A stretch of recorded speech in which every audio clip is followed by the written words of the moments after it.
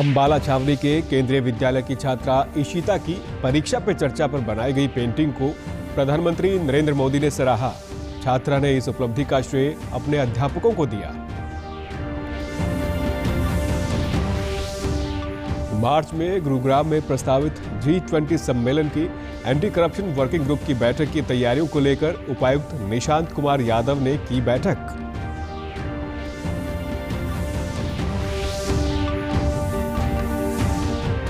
लिंगानुपात में प्रदेश में नंबर 1 पर रहा फतेहाबाद। पिछले वर्ष 1000 लड़कों के पीछे 950 बेटियों ने लिया जन्म। सीएमओ ने जिला वासियों को दी बधाई।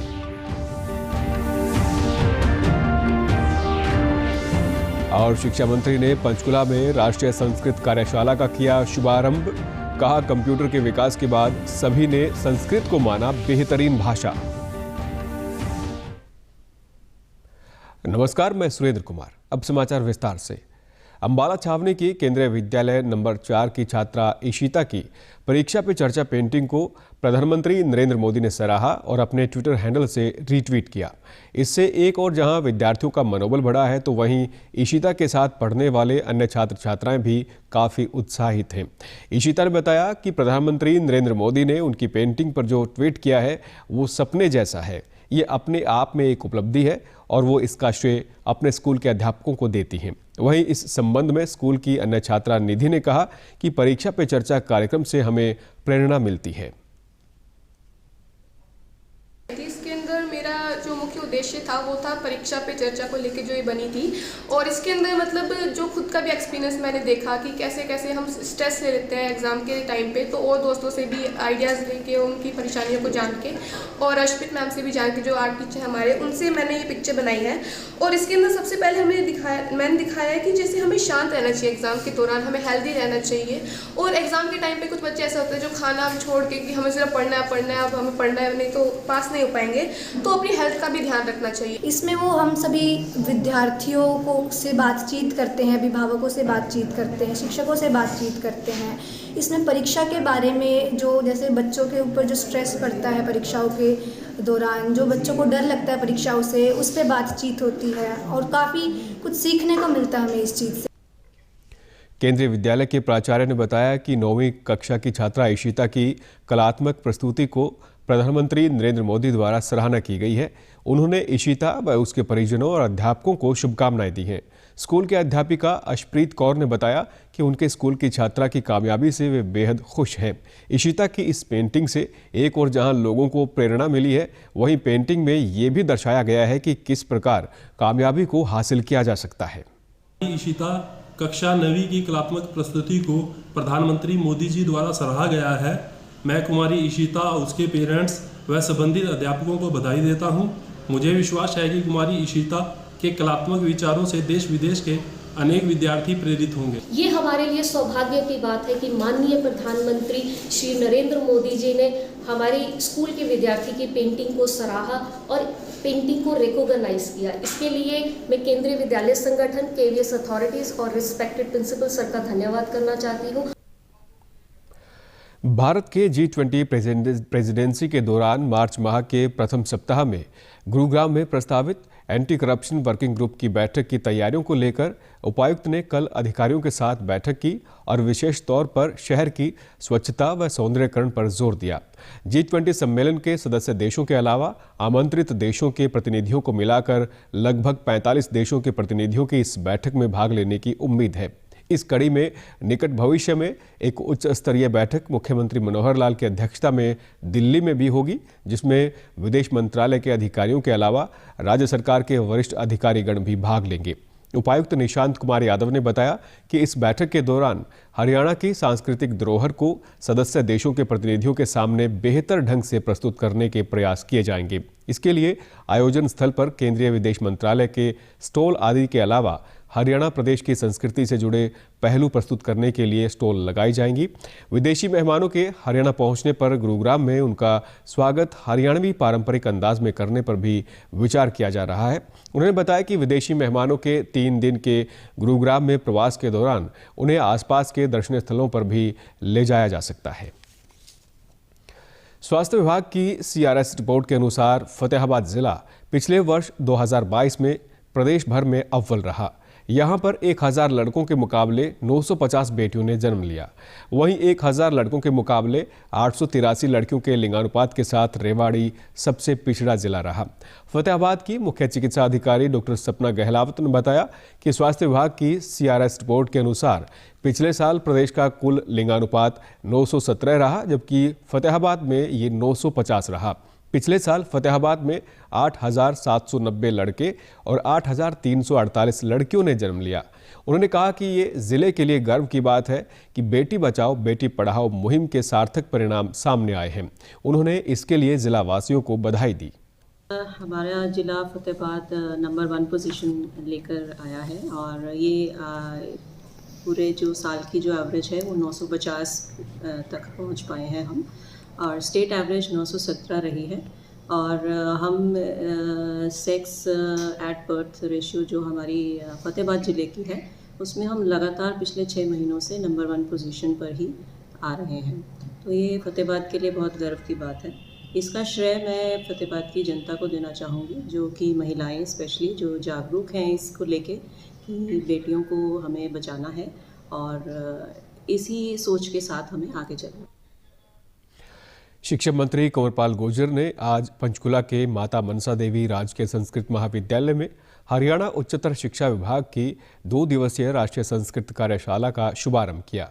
कार्यक्रम को संबोधित करते हुए शिक्षा मंत्री कंवरपाल गुर्जर ने कहा कि संस्कृत भाषा सर्वश्रेष्ठ भाषा है। यहाँ पर संस्कृत विद्यालय 2 साल पहले शुरू किया गया था और संस्कृत के प्रति लोगों का रुझान भी बढ़ा है। उन्होंने कहा कि जब से कंप्यूटर का विकास हुआ है तब से सभी को ये समझ में आ गया है कि कंप्यूटर के लिए सबसे बेहतरीन भाषा संस्कृत है।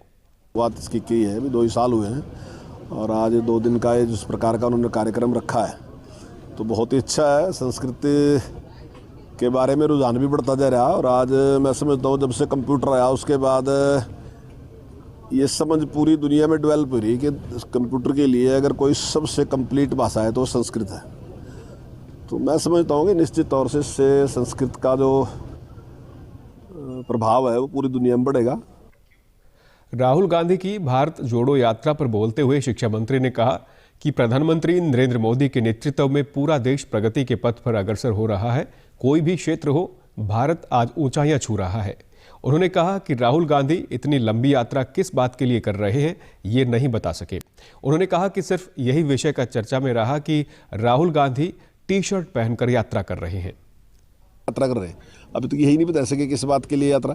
अब मैं समझता हूँ कि यात्रा में कोई विषय होने के बाद, कोई दूसरी बात होने के बाद ये विषय बन गया कि टी-शर्ट पहन के यात्रा कर रहे हैं। भी टी-शर्ट कोई बात है क्या? टी-शर्ट से तो कुछ नहीं फर्क पड़ता, ना किसी बात पे उसका परिवर्तन हुआ है। तो आप कहना क्या चाहते हैं लोगों से? आप कुछ बताओ तो ना, जी आप क्या कहने के लिए निकले बाहर? कोई बात अभी तक बता नहीं सके कि देश को जोड़ने के लिए देश तो पहले ही जुड़ा। वो कहे नफरत फैला रहे, अरे भाई इतनी दूर तक आप चल गए, वो कहे मुझे प्यार ही प्यार दिखा, तो इसका मतलब नफरत थी ही नहीं। जब आपको प्यार दिख रहा सारी जगह तो इसका मतलब नफरत थी नहीं, नफरत आपके दिमाग में भरी थी। विद्यार्थियों ने बताया कि उन्हें संस्कृत में विभिन्न आलेखों को पढ़ने और समझने का अवसर प्राप्त हो रहा है, जिससे आने वाले समय में वे संस्कृत भाषा को आगे ले जाने में सहयोग दे पाएंगे। एजुकेशन है जो बहुत अच्छी है, आर्थिक कार्यक्रम भी बार बार टाइम से होते रहते हैं और मैंने विशारटों में कुरुक्षेत्र महाविद्यालय से जो संबंधित है ये महाविद्यालय है, इसमें मैंने टॉप किया। यहाँ की एजुकेशन बहुत अच्छी है। जब मैं यहाँ आई थी तो मेरे को संस्कृत में इतना कुछ बिल्कुल भी नहीं आता था, पर यहाँ आने के बाद मैंने बहुत कुछ सीखा। संस्कृत अच्छी लगती है, आगे संस्कृत में ही कुछ बनना चाहती हूँ, चाहे वो मतलब बाहर फॉरेन में जाना हो, एब्रोड कहीं भी, या फिर संस्कृत यहीं पे ही प्रोफेसर, असिस्टेंट लेक्चरर या कुछ। हरियाणा विद्यालय शिक्षा बोर्ड ने प्राथमिक शिक्षा डिप्लोमा DLED में फेल हुए अभ्यर्थियों को अगले माह फरवरी में होने वाली परीक्षा में प्रवेश का विशेष अवसर दिया है। ये विशेष अवसर उन्हीं अभ्यर्थियों को मिलेगा जिन्होंने वर्ष 2016 से 2019 तक इस डिप्लोमा में प्रवेश लिया और किन्हीं कारणों से फेल हो गए थे। बोर्ड के प्रवक्ता ने बताया कि DLED प्रवेश वर्ष 2016 से 2019 तक के अभ्यर्थी जिन्होंने DLED 2 वर्षीय कोर्स में दाखिला लिया था और लिखित परीक्षा में फेल हो गए थे, उनके लिए ये विशेष अवसर दिया गया है। जिन अभ्यर्थियों का परिणाम नॉट फिट फॉर डिप्लोमा रहा, ये परिणाम किसी कारण से रोक लिया गया था, ऐसे अभ्यर्थी अपने मूल शिक्षण संस्थान के माध्यम से 9 जनवरी से 15 जनवरी 2023 तक बोर्ड की आधिकारिक वेबसाइट पर ऑनलाइन पोर्टल के माध्यम से आवेदन कर सकते हैं। उन्होंने बताया कि यदि 1 वर्ष की परीक्षा के लिए आवेदन किया जाना है तो परीक्षा शुल्क 10,000 रुपये और यदि दोनों वर्षों की परीक्षा के लिए आवेदन किया जाना है तो परीक्षा शुल्क 20,000 रुपये जमा करवाना होगा। आज दुनिया भर में विश्व हिंदी दिवस मनाया जा रहा है। विश्व भर में हिंदी के प्रचार प्रसार के लिए वर्ष 2006 में प्रतिवर्ष 10 जनवरी को हिंदी दिवस मनाने की घोषणा की गई थी। विश्व में हिंदी का विकास करने और अंतर्राष्ट्रीय भाषा के तौर पर इसे प्रसारित करने के उद्देश्य से विश्व हिंदी सम्मेलनों की शुरुआत की गई और प्रथम विश्व हिंदी सम्मेलन 10 जनवरी 1975 को नागपुर में आयोजित हुआ था। इसीलिए इस दिन को विश्व हिंदी दिवस के रूप में मनाया जाता है। विश्व हिंदी दिवस मनाने का उद्देश्य विश्व में हिंदी के प्रचार प्रसार के लिए जागरूकता पैदा करने के साथ हिंदी को अंतर्राष्ट्रीय भाषा के रूप में पेश करना है। केंद्रीय सूचना एवं प्रसारण मंत्री अनुराग सिंह ठाकुर ने विश्व हिंदी दिवस की शुभकामनाएं दी। उन्होंने कहा कि वैश्विक क्षितिज पर संपूर्ण भारत को आत्मीयता एवं भावनात्मकता से जोड़ने वाली अभिन्न संवाहक हिंदी मातृभाषा नहीं है अपितु एक भाव है। आइए हम सभी हिंदी के परस्पर उपयोग और संवर्धन के लिए संकल्पित हों। मुख्यमंत्री मनोहर लाल ने कल चंडीगढ़ में आयोजित प्रेस वार्ता में कहा कि ग्रुप सी के पदों की भर्ती के लिए संयुक्त पात्रता परीक्षा का परिणाम शीघ्र ही घोषित होने वाला है।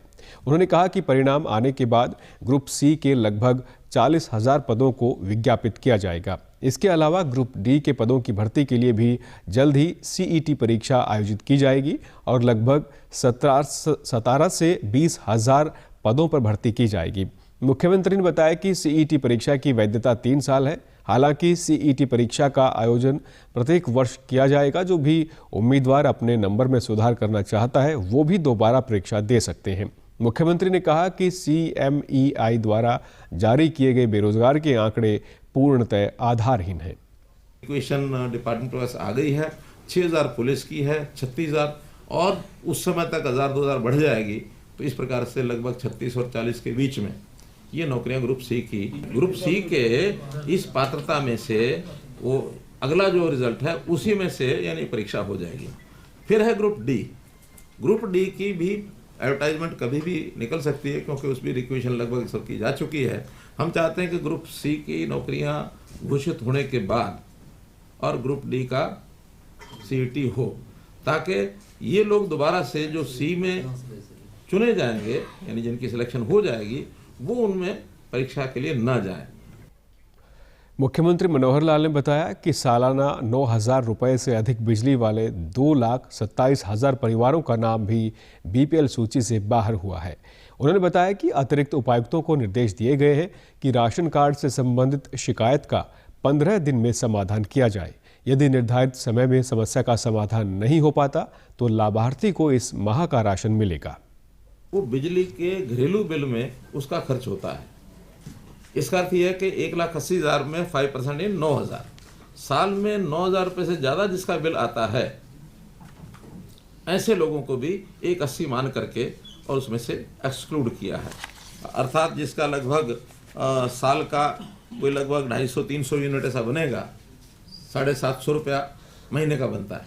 तो 750 का मतलब है 250-300 यूनिट वो कोई हिसाब लगा करके इस लिमिट से ज़्यादा जिनका बिल आता है वो भी 15,000 रुपये से ज़्यादा सैलरी में उसको यानी इनकम में डाल करके मान करके उनको भी बाहर किया है।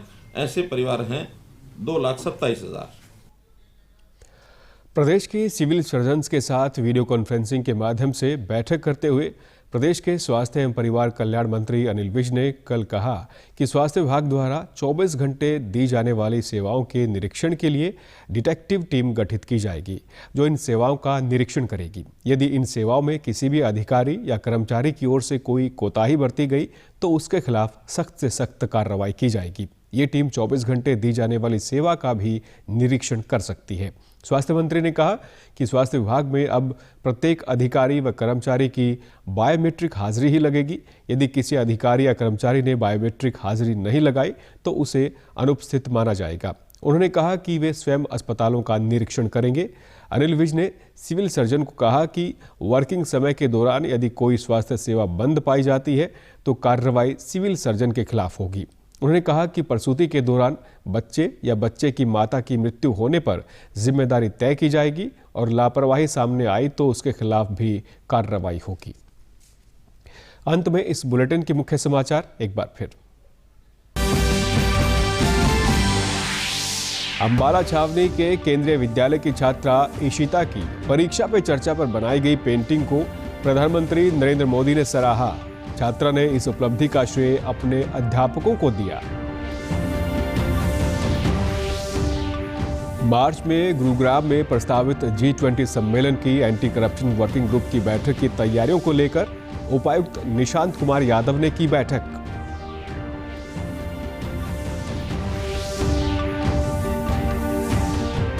लिंगानुपात में प्रदेश में नंबर 1 पर रहा फतेहाबाद। पिछले वर्ष 1000 लड़कों के पीछे 950 बेटियों ने लिया जन्म। सीएमओ ने जिला वासियों को दी बधाई। और शिक्षा मंत्री ने पंचकुला में राष्ट्रीय संस्कृत कार्यशाला का किया शुभारंभ। कहा, कंप्यूटर के विकास के बाद सभी ने संस्कृत को माना बेहतरीन भाषा। समाचारों में आज इतना ही। नमस्कार।